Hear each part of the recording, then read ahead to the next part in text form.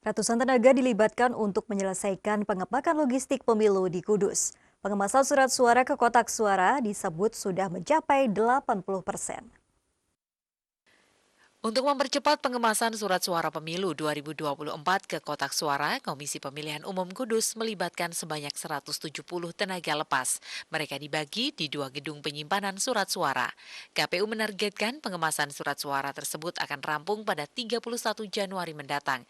Untuk selanjutnya akan didistribusikan ke 9 kantor panitia pemilihan kecamatan. Pengemasan surat suara ke kotak suara disebut sudah mencapai 80%.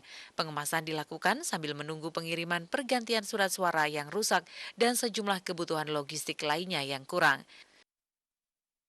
Hampir 1 minggu kita sudah berproses untuk packing surat suara sekaligus memasukkan ke dalam kotak surat suara. Termasuk ini juga masih ngebut masukkan surat suara ke dalam sampul yang di umku maupun yang di kapasan.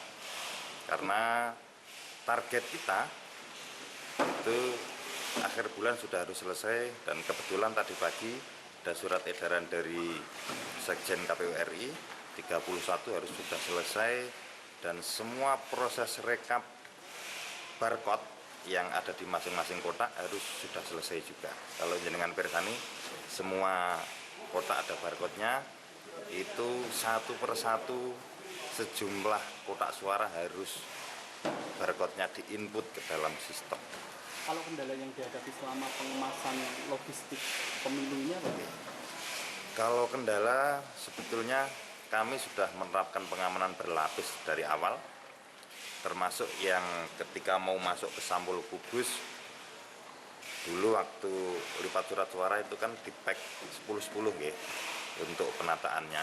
Sekarang mau masuk ke sampul kubus kita cek lagi, betul enggak itu 10.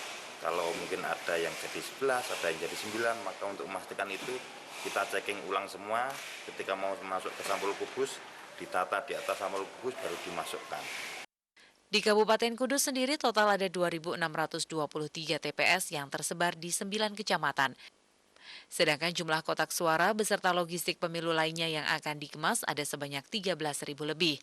Dari Kudus, Nur Hairudin, Tim iNews melaporkan.